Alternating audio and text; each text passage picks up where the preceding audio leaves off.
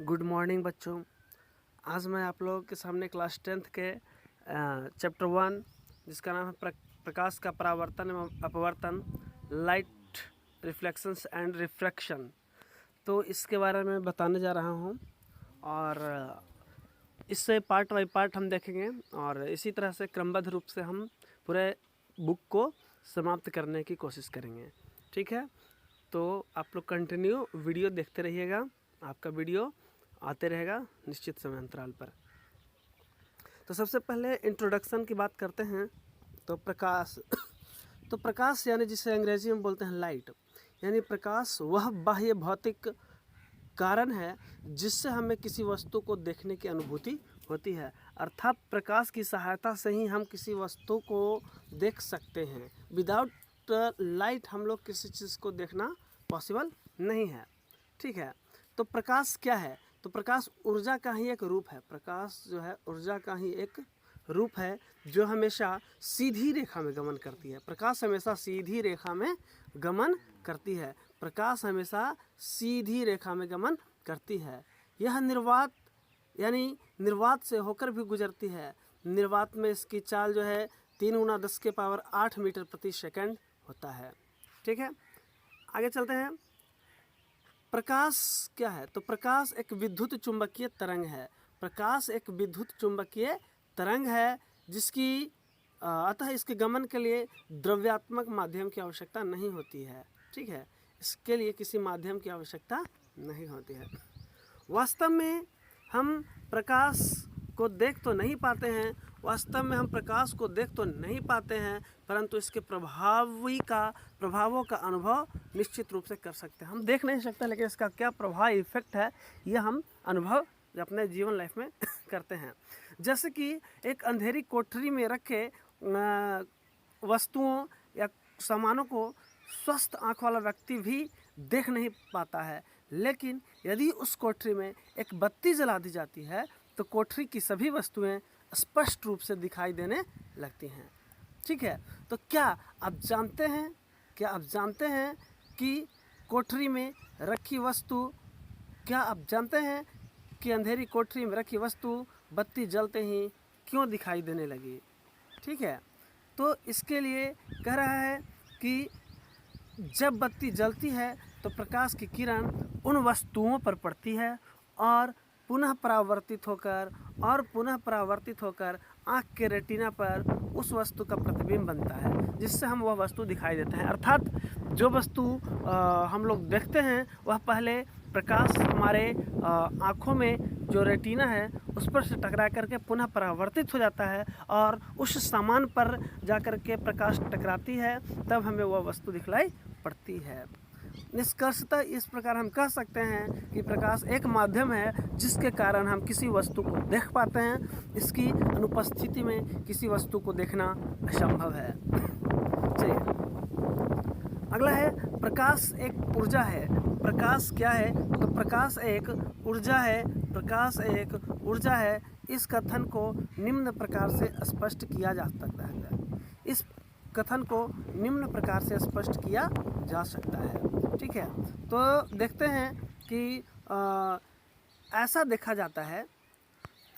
जाता है कि हम लोग विद्युत धारा प्रवाहित होते ही परिपथ से युक्त विद्युत बल्ब जलने लगता है। हम लोग देखते हैं क्या कि विद्युत धारा प्रवाहित होते ही परिपथ से युक्त विद्युत बल्ब जलने लगता है और प्रकाश का उत्सर्जन अर्थात जलना आरंभ हो जाता है। इस घटना में विद्युत ऊर्जा प्रकाश ऊर्जा में बदल जाती है। अगला है कि फोटोग्राफिक कैमरे से फ़ोटो खींचते समय जब प्रकाश की किरण फोटोग्राफिक प्लेट पर पड़ती है तो प्रकाश ऊर्जा रासायनिक ऊर्जा में बदल जाता है। तो इस पॉइंट को भी डिनोट करना पड़ेगा, याद करना पड़ेगा, नोट करना पड़ेगा। अगला चलते हैं। 19वीं सदी में यह पाया गया कि यदि प्रकाश के पथ में एक ऐसी अपारदर्शी वस्तु जो आकार में अत्यंत ही छोटी हो रख दी जाती है तो प्रकाश सीधी रेखा में गमन करने के बजाय किनारों पर मुड़ने की प्रवृत्ति को दर्शाता है। प्रकाश के इसी प्रभाव को प्रकाश का विवर्तन कहते हैं। इस पॉइंट को, यह जो है काफ़ी इम्पोर्टेंट पॉइंट है ना। प्रकाश के किसी कोई वस्तु से टकरा कर जो मुड़ जाती है तो इस घटना को ही विवर्तन कहते हैं। ठीक है, अगला चलते हैं, देखते हैं विवर्तन जैसी परिघटना की व्याख्या करने के लिए प्रकाश को तरंग के रूप में जाना जाता है। प्रकाश को किस रूप में जाना जाता है? तरंग के रूप में जाना जाता है। ठीक है, तो विवर्तन की परिघटना का विस्तृत अध्ययन आगे हम करेंगे, आगे की कक्षाओं में किया जाएगा। अब चलते हैं कि पुनः 20वीं शताब्दी के प्रारंभ में यह स्पष्ट हो गया कि प्रकाश का तरंग सिद्धांत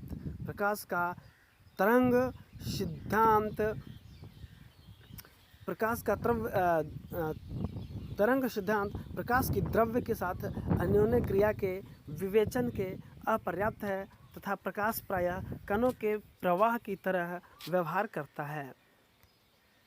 क्या है कि प्रकाश प्रायः कणों के प्रवाह की तरह व्यवहार करता है। जिस प्रकार से कण जो है बहते हैं, उड़ते हैं, उसी प्रकार से प्रकाश के भी एक कण के रूप में माना गया। प्रकाश का सही प्रकृति के बारे में यह उलझन कुछ वर्षों तक चलती रही, जब तक कि प्रकाश का आधुनिक क्वांटम सिद्धांत उभर कर सामने नहीं आया, जिसमें प्रकाश को न तो तरंग माना गया और न ही कण। यह आधुनिक क्वांटम सिद्धांत प्रकाश के कण संबंधी गुणों तथा उसके सही प्रकृति के बारे में संबंधी गुणों को तरंग की प्रकृति के सामंजस्य स्थापित किया गया। अर्थात क्वांटम सिद्धांत को प्रकाश के कण संबंधी गुणों तथा तरंग प्रकृति के बीच सामंजस्य स्थापित किया गया। आगे चलते हैं। किरण, प्रकाश के गमन की पथ की दिशा को किरण कहते हैं। प्रकाश के गमन के पथ की दिशा को क्या कहते हैं? किरण कहते हैं। तो ये देखिए, ये क्या है? ये एक हमारा किरण है। प्रकाश के गमन के पथ की दिशा को किरण कहते हैं। ठीक है, आगे चलते हैं। ये देखिए कि यहाँ पर किरण दर्शाया गया है आपको। ठीक है, आगे चलते हैं। प्रकाश पुंज, बीम ऑफ लाइट, किरणों के समूह को प्रकाश पुंज कहते हैं। प्रकाश पुंज 3 प्रकार के होते हैं। पहला है समांतर प्रकाश पुंज, पैरेलल बीम ऑफ लाइट, अर्थात जिस प्रकाश पुंज की सभी किरणें समांतर होती हैं उसे समांतर प्रकाश पुंज कहते हैं। देखिए ये सब जो है समानांतर प्रकाश पुंज के उदाहरण हैं। ठीक है, ये देखिए यहाँ पर आपको दिखाया गया है। उसके बाद है दूसरा अभिसारी प्रकाश पुंज, जिस प्रकाश पुंज में सभी किरणें एक बिंदु पर मिलती हैं उसे अभिसारी प्रकाश पुंज कहते हैं। इसे संश्रित प्रकाश पुंज भी कहा जाता है। इसके उदाहरण में देखते हैं हम लोग क्या कि इसके उदाहरण में हम लोग देख सकते हैं कि यहाँ पर एक पॉइंट है, यहाँ से सारी किरणें जो है देखिए मिल रही हैं। ठीक है, अगला नेक्स्ट पॉइंट में चलते हैं हम। अपसारी प्रकाश पुंज, डाइवर्जेंट बीम ऑफ लाइट, जिस प्रकाश पुंज की सभी किरणें एक बिंदु से निर्गत होकर यानी निकलकर विभिन्न दिशाओं में फैल जाती है उसे अपसारी प्रकाश पुंज कहते हैं।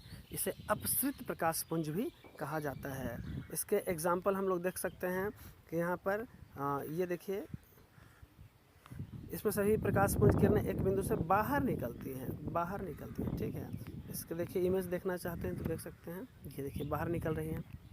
अगला है आत्मदीप्त पदार्थ, सेल्फ ल्यूमिनियस, वे पदार्थ जो स्वयं प्रकाश उत्सर्जित करते हैं आत्मदीप्त पदार्थ कहलाते हैं। वे पदार्थ जो स्वयं प्रकाश उत्सर्जित करते हैं आत्मदीप्त पदार्थ कहलाते हैं, जैसे सूर्य, तारे, दीपक इत्यादि। अदीप्त पदार्थ यानी नॉन ल्यूमिनियस, वे पदार्थ जो प्रकाश उत्सर्जित नहीं करते हैं लेकिन प्रकाश की उपस्थिति में दिखलाई पड़ते हैं अदीप्त पदार्थ कहलाते हैं। अदीप्त पदार्थ कहलाते हैं, इसको याद रखना है। अदीप्त पदार्थ अपने पर पड़ने वाली प्रकाश को परावर्तित कर देता है, जैसे पत्थर, टेबल, कुर्सी इत्यादि। चंद्रमा भी अदीप्त पदार्थ है, याद रखना है, क्योंकि यह प्रकाश इसका स्वयं नहीं होता है बल्कि वह अपने पर पड़ने वाली सूर्य के प्रकाश को परावर्तित कर देता है। अगला है प्रकाशीय माध्यम, वह क्षेत्र जिससे होकर प्रकाश वस्तु से निकलकर आँखों तक पहुँचती है प्रकाशीय माध्यम कहलाता है। ठीक है, जिससे निकल करके प्रकाश हमारे आँखों तक पहुँचती है प्रकाशीय माध्यम कहलाता है। जैसे हवा हो गया, पानी हो गया, कांच हो गया, ताप हो गया इत्यादि। ठीक है, आगे चलते हैं। नेक्स्ट, समांगी होमोजेनियस और विसमांगी हेट्रोजेनियस। तो समांगी माध्यम के प्रत्येक भाग के गुण एवं बनावट जो है एक समान होते हैं, जिसके दोनों भाग समान गुण और बनावट जो है दोनों एक समान होते हैं, जैसे जल और कांच। ठीक है, वैसे ही अगर बात करें विसमांगी माध्यम के, तो इसके प्रत्येक भाग के गुण और बनावट असमान होते हैं, जैसे गर्म या ठंडी हवा का मिश्रण, कैल्साइट इत्यादि। अगला देखा जाए पारदर्शी पदार्थ है। पारदर्शी पदार्थ, तो जिन पदार्थों से होकर प्रकाश पूर्ण रूपेण आर पार निकल जाता है उसे पारदर्शी पदार्थ कहते हैं। जिन पदार्थों से होकर प्रकाश पूर्ण रूपेण आर पार निकल जाता है पारदर्शी पदार्थ कहलाता है, जैसे कांच, पानी, हवा इत्यादि। अपारदर्शी पदार्थ, जिन पदार्थों से होकर प्रकाश बाहर नहीं निकल पाता है उसे अपारदर्शी पदार्थ कहते हैं, जैसे ईंट हो गया, पत्थर हो गया, टेबल कुर्सी, अपने आसपास जितने भी चीज़ देख रहे हैं आप, ब्लैक बोर्ड, श्याम बोर्ड, जितने भी चीज़ हैं वे सब अपारदर्शी के उदाहरण हैं। ठीक है, अगला है पारभासी पदार्थ, ट्रांसलूसेंट। तो जिन पदार्थों से होकर प्रकाश का कुछ अंश बाहर निकल पाता है उसे पारभासी पदार्थ कहते हैं। इसके उदाहरण हो गया तेल लगा कागज़, घिसा हुआ कांच इत्यादि। ठीक है, अगला है, बात करते हैं छाया। क्या है? छाया, शैडो। तो प्रकाश के गमन की पथ पर जब अपारदर्शी वस्तु रख दी जाती है तो प्रकाश उस अपारदर्शी वस्तु को पार नहीं कर पाता है, इसलिए वहाँ अंधेरा का क्षेत्र बन जाता है, जिसे छाया कहते हैं। अगला है प्रकाश का परावर्तन, रिफ्लेक्शन ऑफ लाइट। यह वीवीआई क्वेश्चन है और ये जो है हर बार पूछा जाता है एग्जाम में, इसको याद रखना, मोस्ट इम्पॉर्टेंट है। जब प्रकाश की किरणें किसी समांगी माध्यम से चलकर अन्य वस्तु की सतह पर पड़ती है तो वे किरणें या तो वस्तु द्वारा अवशोषित हो जाती हैं या उस वस्तु से पार कर जाती हैं या उसके सतह से टकराकर लौट जाती हैं। तो इस तरह प्रकाश की किरणों के पहले माध्यम में ही वापस लौटने की घटना को प्रकाश का परावर्तन कहते हैं। ठीक है, इसको शॉर्ट रूप में यहाँ पर बोल सकते हैं कि प्रकाश के एक माध्यम से टकराकर दूसरे माध्यम में लौटने की घटना को प्रकाश का परावर्तन कहते हैं। यानी प्रकाश की किरण जब एक माध्यम पर आती है तो अपने समतल सतह से टकराकर पुनः उसी दिशा में लौट जाती है, इस घटना को प्रकाश का परावर्तन कहते हैं। जैसे देखिए यहाँ पर एक चिकनी चमकीली सतह है, यहाँ से प्रकाश की किरण, आपतित किरण आई, आपतन बिंदु यहाँ पर है, यहाँ पर टकराया और यहाँ से पुनः लौट गया। आने वाली किरण को आपतित किरण, टकरा कर लौटने वाली किरण को परावर्तित किरण। यहाँ पर O जो है आपतन बिंदु है, यहाँ पर बीच में अभिलंब नॉर्मल N बनता है। ठीक है, इस आपतित किरण को इंसिडेंट रे I और परावर्तित किरण को R। यहाँ पर बीच में देखिए कोण बन जाता है यहाँ पर। ठीक है, यहाँ पर देखा जाए, ये देखिए कोण बन जाता है ये दोनों। चलिए, तो कह रहा है कि चांदी सबसे अच्छा परावर्तक है, वैसे सामान्यतः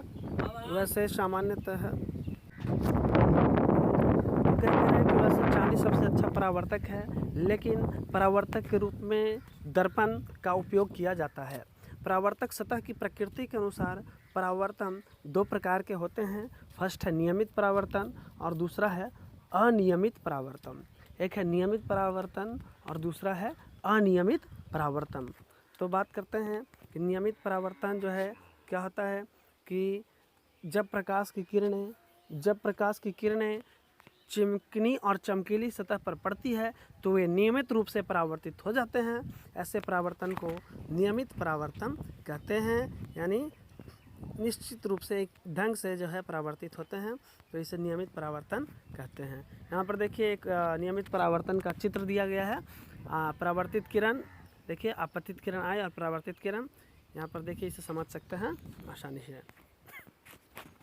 अनियमित परावर्तन, तो जब प्रकाश की किरणें रुखड़ी और चमकीली सतह पर पड़ती है तो वे अनियमित रूप से परावर्तित हो जाते हैं। ऐसे परावर्तन को अनियमित परावर्तन कहते हैं। इसका देखिए अनियमित परावर्तन का एक चित्र दिया गया है, इसके माध्यम से आप आसानी से समझ सकते हैं अनियमित परावर्तन।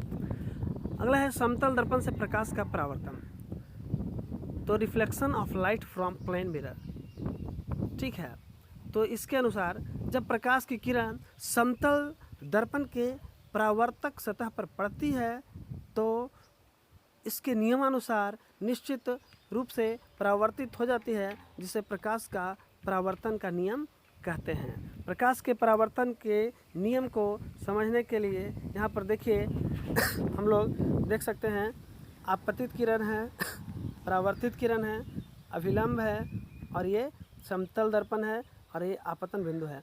अर्थात आपतित किरण, परावर्तित किरण और अभिलंब तीनों एक ही तल में होते हैं। ठीक है, प्रकाश के परावर्तन के नियम को समझने से पहले कुछ पदों को जान लेना आवश्यक है। इसमें मुख्य रूप से है, पहला है आपतित किरण, तो वह किरण जो दर्पण के सतह पर पड़ती है आपतित किरण कहते हैं। जैसे मान लीजिए दर्पण है, जैसे मान लिया जाए ये दर्पण है और इस पर आकर के अगर कोई किरण पड़ रही है तो इसे बोलते हैं आपतित किरण। ठीक है, इसके बाद देखिए इंसिडेंट रे, इसे हम लोग अभी समझ लिए हैं, आपतित किरण। अगला है आपतन बिंदु, तो आपतन बिंदु किसे कहते हैं, तो यहाँ पर देखा जाए कि मान लिया जाए कि दर्पण के सतह पर स्थित वह बिंदु जहाँ आपतित किरण पड़ती है उसे आपतन बिंदु कहते हैं। जैसे देखिए यहाँ पर आया और ये दर्पण है, मान लिया जाए ये दर्पण है, मान लिया जाए कि हमारा ये जो है दर्पण है और यहाँ पर आकर के प्रकाश की किरण पड़ रही है। यहाँ पर जब पड़ रही है तो हम लोग क्या बोलेंगे, इसे ही हम लोग बोलते हैं आपतन बिंदु ओ, इसे बोलेंगे आपतन बिंदु ओ। ठीक है, अगला है परावर्तित किरण। परावर्तित किरण यानी रिफ्लेक्टेड रे, तो इसमें देखा जाए कि वह किरण जो दर्पण के परावर्तक सतह से टकराकर वापस लौट जाती है तो परावर्तित किरण कहलाती है। देखिए यहाँ पर ये मान लिया जाए कि एक दर्पण है, समतल दर्पण है, यहाँ पर आए प्रकाश की किरण आपतित हुई, यहाँ पर दर्पण टकराई, उसके बाद लौट गई, तो इसे क्या बोलते हैं, परावर्तित किरण, इससे बोलते हैं परावर्तित किरण। अब बात करते हैं अभिलंब यानी नॉर्मल, तो कह रहा है वह सीधी रेखा जो दर्पण के आपतन बिंदु पर लंब होती है अभिलंब कहलाती है। इसको मुख्य रूप से समझना बहुत आवश्यक है। देखिए यहाँ पर क्या है कि ये दर्पण है, समतल दर्पण है, ये आपतित किरण है, ये परावर्तित किरण है, और ये जो बीच में लंब होता है इसे ही अभिलंब एन कहते हैं। अगला अभिलंब हमने समझा। दूसरे शब्दों में हम कह सकते हैं अभिलंब दर्पण सतह के साथ 90 डिग्री का कोण बनाती है। तो अगला देखा जाए, यह ध्यान रखें कि अभिलंब कोई किरण नहीं है बल्कि आपतित किरण और परावर्तित किरण को अलग करती है। ठीक है, अगला है आपतन कोण। आपतन कोण, तो आपतन कोण क्या है, तो आपतित किरण अभिलंब के साथ आपतन बिंदु पर जो कोण बनाती है उसे आपतन कोण कहते हैं। इसे प्रायः आई से सूचित करते हैं। जैसे देखा जाए कि इस फिगर में यहाँ पर देखिए आने वाली किरण आपतित किरण, टकरा कर लौटने वाली किरण परावर्तित किरण, यहाँ पर अभिलंब है जो इसे दो भागों में बांटी, तो इसे बोलते हैं आपतन कोण। यानी हम इस तरह से भी बोल सकते हैं कि आपतित किरण और अभिलंब के बीच बने कोण को आपतन कोण कहते हैं। वही बात करें परावर्तन कोण की, तो अभिलंब और परावर्तित किरण के बीच बने कोण को परावर्तन कोण कहते हैं। ठीक है, अगला है देखिए परावर्तन कोण। परावर्तित किरण और अभिलंब के साथ आपतन बिंदु पर जो कोण बनाता है वह कोण परावर्तक कोण कहलाती है। इसे प्रायः एंगल आर से सूचित किया जाता है, यानी आपतन कोण का मान परावर्तन कोण के बराबर होता है, कोण आई बराबर कोण आर। यहाँ पर देखिए, यहाँ पर जेड नहीं, ये जो है 1.4 में एक फिगर है, इसमें दिया हुआ पीछे, इसका हम आगे व्याख्या करेंगे। यहाँ पर जो है कोण है, ये कोण BON, और यहाँ पर देखिए जेड नहीं है, ये कोण है एंगल आर, यानी angle I equal to angle R. ठीक है, अगला है प्रकाश के परावर्तन का नियम। प्रकाश के परावर्तन का नियम, तो कह रहा है कि प्रकाश के परावर्तन के आधारभूत नियम समतल तथा वक्र सतहों के लिए समान होते हैं। परावर्तन जो है समतल और वक्र के लिए समान होते हैं। प्रकाश के परावर्तन के मुख्यतः दो नियम हैं, ठीक है। जो हम पीछे बात कर रहे थे कि कुछ पदों का समझना आवश्यक है, पद अभी हमने समझ लिया, अब हमें समझना है क्या, तो इसका नियम, ठीक है। तो पहला नियम क्या है, फर्स्ट लॉ, आपतित किरण, परावर्तित किरण तथा आपतन बिंदु पर डाला गया अभिलंब तीनों एक ही तल में होते हैं। इस पॉइंट को डिनोट करना चाहिए। आपतित किरण, परावर्तित किरण तथा आपतन बिंदु पर डाला गया अभिलंब तीनों एक ही तल में होते हैं, ठीक है। दूसरा नियम क्या है, आपतन कोण परावर्तन कोण के बराबर होते हैं। आपतन कोण परावर्तन कोण के बराबर होते हैं। यदि आपतन कोण I तथा परावर्तन कोण R हो तो नियमानुसार कोण I बराबर एंगल है, यहाँ पर L नहीं है, यहाँ पर ध्यान रखिएगा, ये जो है angle I equal to angle R होगा। अगला क्वेश्चन है, प्रतिबिंब किसे कहते हैं, इमेज। तो किसी बिंदु वस्तु से आ रही प्रकाश की किरणें परावर्तन या अपवर्तन के बाद जिस बिंदु पर संसृत होती है उस बिंदु से अपसृत होती हुई या उस बिंदु से अपसृत होती हुई प्रतीत होती है, तो उस बिंदु को यहाँ पर उस बिंदु को उस वस्तु का प्रतिबिंब कहते हैं, ठीक है। प्रतिबिंब जो है दो प्रकार के होते हैं, वास्तविक प्रतिबिंब एवं काल्पनिक प्रतिबिंब। वास्तविक, तो इसके आगे की जानकारी आपको नेक्स्ट वीडियो पार्ट 2 में मिलेगी। उसमें आपको विस्तृत रूप से बताया जाएगा वास्तविक प्रतिबिंब और काल्पनिक प्रतिबिंब में क्या अंतर है, ठीक है। तब तक के लिए धन्यवाद। वीडियो को लाइक करें और सब्सक्राइब ज़रूर करें।